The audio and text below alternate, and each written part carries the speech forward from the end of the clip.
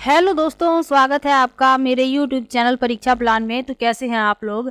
I hope अच्छे होंगे। तो जैसा कि आप लोगों को पता है कि साइंस के इम्पोर्टेंट क्वेश्चन की मैं प्रैक्टिस करवा रही हूं।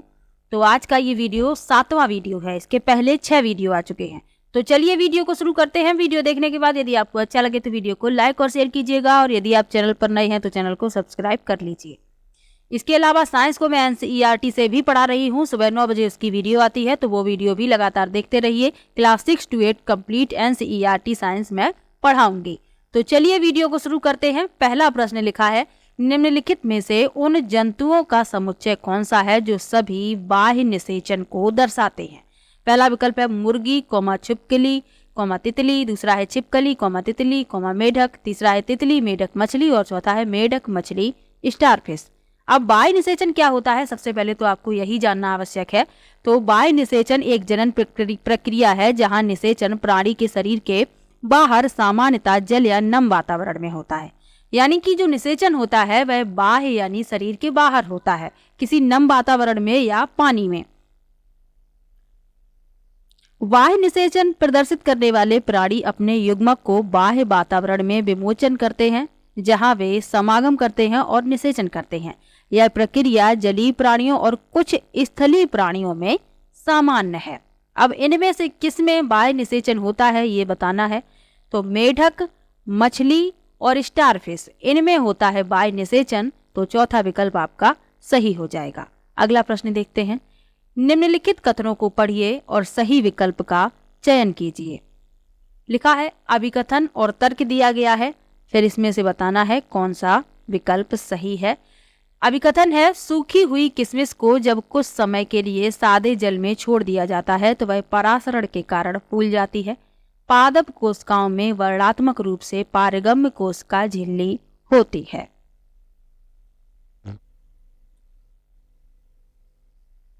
तो सूखी हुई किशमिश जब आप पानी में छोड़ देते हैं तो कुछ समय बाद वह फूल जाती है। किसके कारण? परासरण के कारण।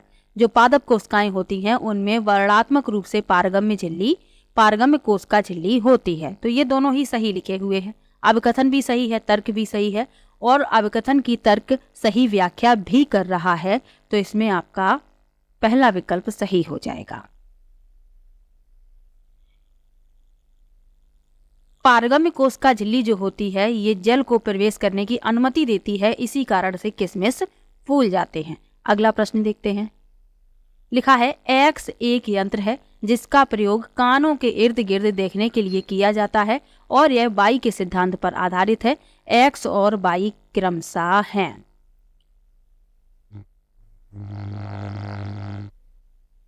पहला लिखा है दूरदर्शक टेलीस्कोप, परावर्तन। दूसरा है बहुरूपदर्शी अपवर्तन। तीसरा है परिदर्शी परावर्तन और चौथा है परिदर्शी प्रकीर्णन। तो एक्स एक यंत्र है जिसका प्रयोग कानों के इर्द गिर्द देखने के लिए किया जाता है। तो एक्स है परिदर्शी और यह बाई के सिद्धांत पर आधारित है, तो यह परावर्तन के सिद्धांत पर आधारित होता है। तीसरा विकल्प इस प्रश्न का उत्तर हो जाएगा। अगला प्रश्न है एक्स और बाई गाढ़े काले द्रव हैं जिनका प्रयोग सड़कों को पक्का करने के लिए किया जाता है। एक्स पेट्रोलियम से व्युत्पन्न है तथा बाई कोयले से व्युत्पन्न है। निम्नलिखित में से कौन सा एक्स और बाई हो सकता है? तो इसमें आपको साफ साफ बताया गया है कि एक्स और बाई गाढ़े काले द्रव हैं जिनका प्रयोग सड़कों को पक्का करने के लिए किया जाता है। एक्स पेट्रोलियम से व्युत्पन्न है और बाई कोयले से। तो इसमें आप देखेंगे विकल्प में कौन सा विकल्प सही है। बिटुमेन कोल तार, दूसरा है कोल तार चारकोल, तीसरा है चारकोल बिटुमेन और चौथा है कोल तार बिटुमेन। तो ये गाढ़े काले द्रव हैं और सड़कों को पक्का करने के लिए प्रयोग किए जाते हैं। एक्स पेट्रोलियम से व्युत्पन्न है तो पेट्रोलियम से बिटुमेन प्राप्त होता है जिसका प्रयोग सड़कों को पक्का करने में किया जाता है। और बाई जो है कोयले से व्युत्पन्न है तो बाई कोल तार है जिसका प्रयोग भी सड़कों को पक्का करने के लिए किया जाता है। तो पहला विकल्प इस प्रश्न में सही हो जाएगा। अगला प्रश्न देखते हैं।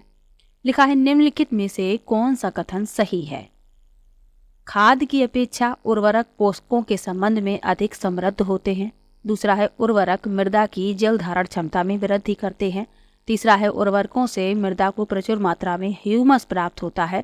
और चौथा है उर्वरकों से मृदा में मित्र जीवाणुओं की संख्या में वृद्धि होती है। इसमें सही कथन बताना है जो सही है।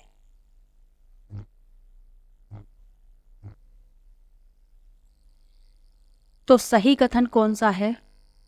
पहला इसमें सही लिखा हुआ है, खाद की अपेक्षा जो उर्वरक होते हैं पोषकों के संबंध में अधिक समृद्ध होते हैं, यानी खाद की अपेक्षा उर्वरक में अधिक पोषक तत्व पाए जाते हैं। ये सही है। तो पहला विकल्प इस प्रश्न का उत्तर हो जाएगा। अगला प्रश्न देखते हैं, निम्नलिखित में से कौन से पादप रोग जीवाणु द्वारा होते हैं? ये रोग लिखे हुए हैं और जो जीवाणु द्वारा फैलते हैं वह बताने हैं। कौन से रोग जीवाणु द्वारा फैलते हैं? लिखा है गेहूं में घुन लगना, यानी गेहूं का किट कहते हैं जिसे, सिट्रस टैंकर और भिंडी की पीत सिरा किरमीर। तो इसमें जो जीवाणु द्वारा फैलते हैं वह बताना है। तो इसमें जो सिट्रस टैंकर होता है सिर्फ यही रोग जीवाणु द्वारा फैलता है जो ये दिए गए हैं। इसमें से सिर्फ बी जो विकल्प है वही इस प्रश्न का उत्तर होगा। तो दूसरा विकल्प इस प्रश्न का उत्तर हो जाएगा। अब गेहूं में घुन लगना ये किसके कारण फैलता है? तो ये कवक से फैलने वाली बीमारी है, तो इसीलिए ये इसमें नहीं है। भिंडी की पीत सिरा किरमीर, तो ये किससे फैलता है? तो ये वायरस से फैलने वाली बीमारी है और इसमें जीवाणु द्वारा पूछी गई थी, इसीलिए सिर्फ बी इसमें आएगा, सिट्रस टैंकर। अगला प्रश्न देखते हैं। अगला प्रश्न दिया गया है, निम्नलिखित कथनों को पढ़िए तथा सही विकल्प का चयन कीजिए। अभिकथन और तर्क दिए गए हैं। अभिकथन है, आमाशय हाइड्रोक्लोरिक अम्ल उत्पन्न करता है जो भोजन के भंजन में सहायता करता है। तर्क दिया गया है, पाचक रसों को क्रिया करने के लिए अम्लीय माध्यम की आवश्यकता होती है। तो यदि आपने जंतुओं का पोषण वाली वीडियो देखी है, यानी क्लास 7th की बुक का दूसरा चैप्टर है जंतुओं में पोषण, उसमें मैंने आपको ये बताया है। तो इसमें अभिकथन भी सही है, तर्क भी सही है। तर्क अभिकथन की सही व्याख्या भी कर रहा है, तो चौथा विकल्प इस प्रश्न का उत्तर हो जाएगा। अगला प्रश्न देखते हैं। लिखा है, नाइट्रोजन यौगिकीकरण शब्द का क्या अर्थ है? पहला विकल्प है नाइट्रोजन यौगिकों का गैसीय नाइट्रोजन में रूपांतरण। दूसरा है मृदा में उपस्थित जीवाणुओं द्वारा अमोनिया का नाइट्रेट में रूपांतरण। तीसरा है मृत जैव पदार्थ में उपस्थित नाइट्रोजन का वापस मृदा में अभिमुक्त करना। और चौथा है जीवित प्राणियों के लिए अधिक प्रयोग लायक रूप हेतु वायुमंडलीय नाइट्रोजन का रूपांतरण। तो नाइट्रोजन यौगिकीकरण शब्द का अर्थ पूछा गया है। चौथा विकल्प इस प्रश्न का उत्तर है, जीवित प्राणियों के लिए अधिक प्रयोग लायक रूप हेतु वायुमंडलीय नाइट्रोजन का रूपांतरण। वायुमंडल में नाइट्रोजन कितने प्रतिशत पाई जाती है? तो 78% नाइट्रोजन पाई जाती है वायु में। अगला प्रश्न है, निम्नलिखित में से किस अवस्थिति में स्प्रिंग में न्यूनतम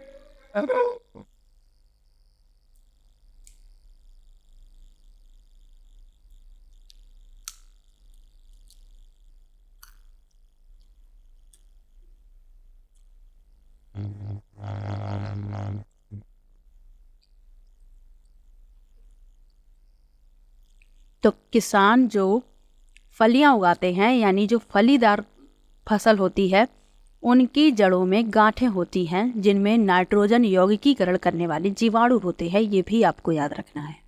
अगला प्रश्न देखते हैं। लिखा है, निम्नलिखित में से किस अवस्थिति में स्प्रिंग में न्यूनतम स्थितिज ऊर्जा यानी कम से कम स्थितिज ऊर्जा होती है? पहला है स्प्रिंग ना तो संपीड़ित किया गया है और ना ही खींचा गया है, वह भूमि पर पड़ा हुआ है। दूसरा है स्प्रिंग को न्यूनतम तक संपीड़ित किया जाता है तथा वह भूमि पर पड़ा हुआ है। तीसरा है स्प्रिंग को न्यूनतम तक संपीड़ित किया जाता है तथा वह ऊंचाई पर रखा गया है। और चौथा है स्प्रिंग को अधिकतम तक खींचा जाता है तथा उसे ऊंचाई पर रखा जाता है।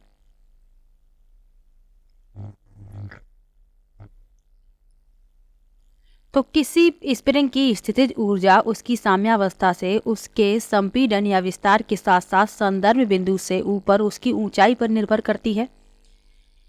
इस स्थितिज ऊर्जा का सूत्र क्या होता है? Half kx²। के होता है स्प्रिंग स्थिरांक और x स्प्रिंग का उसकी साम्यावस्था से विस्थापन। इस प्रश्न में पहला विकल्प सही होगा। इसमें पूछा गया है कि न्यूनतम यानी कम से कम स्थितिज ऊर्जा होती है तो तब होती है जब स्प्रिंग को ना तो खींचा जाता है और ना ही दबाया जाता है, वह भूमि पर पड़ा हुआ है। पहला विकल्प इस प्रश्न का उत्तर हो जाएगा। अगला प्रश्न है, उस समुच्चय की पहचान कीजिए जिसमें अनियत तापी जीवों को समाविष्ट किया गया है। पहला विकल्प है छिपकली, तोता, डॉल्फिन। दूसरा है कबूतर, मानव, छिपकली। तीसरा है सर्प, मेढक, कॉकरोच और चौथा है व्हेल, मेढक, केचुआ। तो अनियत तापी जीव क्या होते हैं? अनियत तापी जीवों को बाह्य ऊष्मीय जीव भी कहा जाता है। ये अपने शरीर के तापमान को नियंत्रित करने में असमर्थ होते हैं और ये अपने शरीर के तापमान को नियंत्रित करने के लिए ऊष्मा के बाह्य स्रोतों पर निर्भर होते हैं। तो कौन कौन से होते हैं? सर्प, मेढक, कॉकरोच। तीसरा विकल्प इस प्रश्न का उत्तर हो जाएगा। अगला प्रश्न देखते हैं।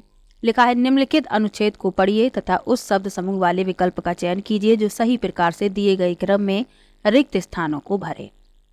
लिखा है, निषेचन के समय पिता के शुक्राणु और माता के अंडाणु संलयित होकर डब्लू बनाते हैं जो कि बारंबार विभाजित होकर कोशिकाओं के गोले में बदल जाता है। कोशिकाएं विभिन्न अंगों और ऊतकों में परिवर्तित होने लगती हैं।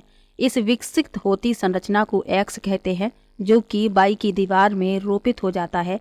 एक्स की वह अवस्था जिसमें वह सभी शारीरिक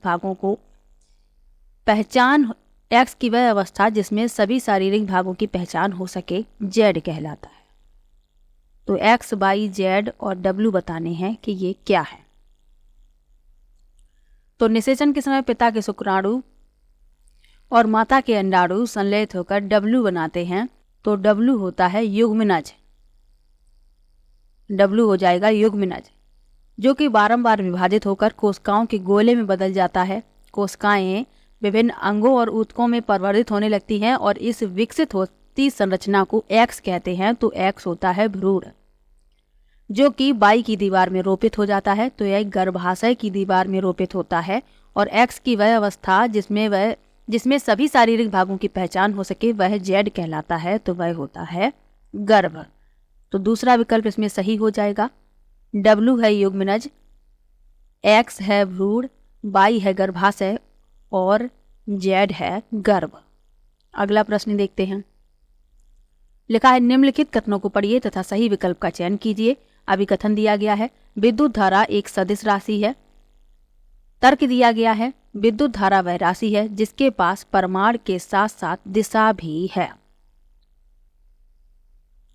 तो सदिश और अदिश राशियां क्या होती हैं? सदिश राशियां वह होती हैं जिसके पास परिमाण और दिशा दोनों होते हैं, जैसे भार, त्वरण, विस्थापन, बल, कोणीय वेग, ये सभी क्या हैं? ये सदिश राशियां हैं। और अदिश राशियां वे होती हैं जिनके पास केवल परिमाण होता है, दिशा नहीं होती। उदाहरण कौन कौन से हैं? ऊर्जा, आयतन, द्रव्यमान, विद्युत धारा, दूरी, गति, तापमान, ये सभी अदिश राशियां हैं। अब इसमें कहा गया है कि विद्युत धारा एक सदिश राशि है और विद्युत धारा के पास दिशा के साथ साथ परिमाण भी होता है, यानी जिसके पास परिमाण के साथ दिशा भी है। तो इसमें जो तर्क दिया गया है वह सही है और अभिकथन गलत है। अब आप कहेंगे कि अभिकथन कैसे गलत हो गया? इसमें लिखा है सदिश और इसमें लिखा है कि दिशा भी होती है। तो विद्युत धारा के पास दिशा तो होती है लेकिन ये एक दिशी होता है, यह उच्च क्षमता वाले बिंदु से कम क्षमता वाले बिंदु की ओर बहती है। तो इसमें सिर्फ एक दिशा होती है, एक दिशी है ये, इसीलिए ये सदिश नहीं है, अदिश राशि कही जाती है। तो इसमें अभिकथन जो दिया गया है वह गलत है। तर्क इसमें सही है, ए गलत परंतु आर सही। तीसरा विकल्प इस प्रश्न का उत्तर हो जाएगा। अगला प्रश्न देखते हैं। निम्नलिखित में से किन कोशिका अंगकों में स्वयं का डीएनए अंतर्विष्ट है? पहला है लवक, दूसरा है सूत्रकणिका, तीसरा है नाभिक और चौथा है रिक्तिका।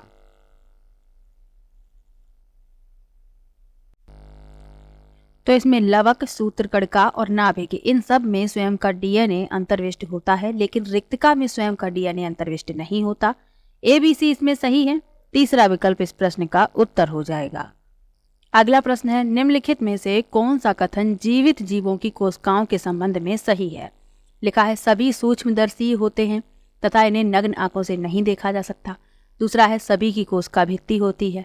तीसरा है सभी की केंद्रीय झिल्ली होती है और चौथा है सभी की कोशिका झिल्ली होती है।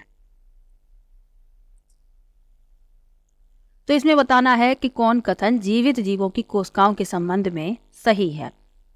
तो इसमें जो लिखा है पहला कि सभी सूक्ष्मदर्शी होते हैं, इन्हें नग्न आंखों से नहीं देखा जा सकता, ये गलत है, क्योंकि आमतौर पर ये आकार में सूक्ष्म होते हैं और इन्हें नग्न आंखों से नहीं देखा जा सकता। लेकिन कुछ इसमें अपवाद भी हैं जिन्हें बिना सूक्ष्मदर्शी से भी देख सकते हैं, तो ये गलत हो गया। सभी की कोशिका भित्ति होती है, ये भी गलत है, क्योंकि सभी कोशिकाओं में कोशिका भित्ति नहीं होती। पादपों में कोशिका भित्ति होती है लेकिन जंतुओं में कोशिका भित्ति नहीं होती, इसलिए ये गलत हो गया। तीसरा लिखा है सभी की केंद्रीय झिल्ली होती है, तो ये भी गलत है, क्योंकि सभी कोशिकाओं में केंद्रक झिल्ली नहीं होती। प्रोकैरियोटिक कोशिकाओं जैसे कि जीवाणु में केंद्रक झिल्ली के साथ एक अलग केंद्रक का अभाव होता है, और पादप और जंतुओं में केंद्र की झिल्ली होती है, तो ये भी गलत हो गया। सभी की कोशिका झिल्ली होती है, ये सही है।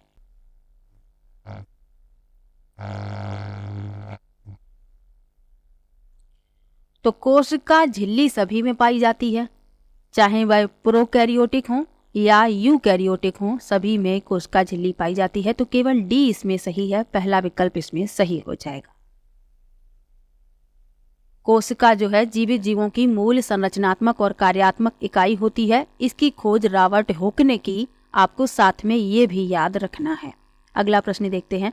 उस समुच्चय का चयन कीजिए जो कॉलम ए में दिए गए अपशिष्ट के प्रकार का कॉलम बी में दिए गए इसके द्वारा अपघटन में लगने वाले समय के साथ सही प्रकार से सुमेलित है।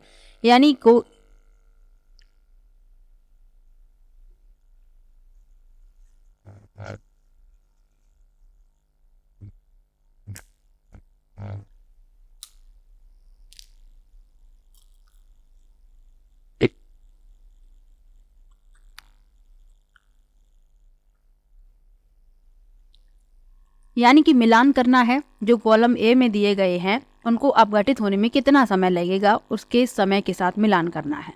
तो पहला लिखा है प्लास्टिक की बोतल, इसे अपघटित होने में अनेक वर्ष लग जाएंगे, इसे 5वें से मिला देंगे।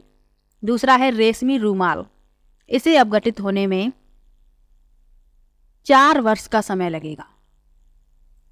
तीसरा लिखा है सूती कमीज, इसे अपघटित होने में 2 से 5 माह लगेंगे। चौथा लिखा है केले का छिलका, इसे अपघटित होने में 1 से 2 सप्ताह लगेंगे। और कागज को अपघटित होने में 10 से 30 दिन लगेंगे। तो इस क्रम में आपका ए का 5वां, बी का चौथा, सी का पहला, डी का दूसरा और ई का तीसरा, दूसरा विकल्प इसमें सही हो जाएगा। अगला प्रश्न देखते हैं। उस समुच्चय की पहचान कीजिए जो द्विलिंगी पुष्पों को उत्पन्न करने वाले पादपों से बना है। पहला विकल्प है खीरा, पपीता, गुलाब। दूसरा है सरसों, गुलाब, पिटूनिया। तीसरा है मक्का, खीरा, पिटूनिया और चौथा है मक्का, पपीता, सरसों।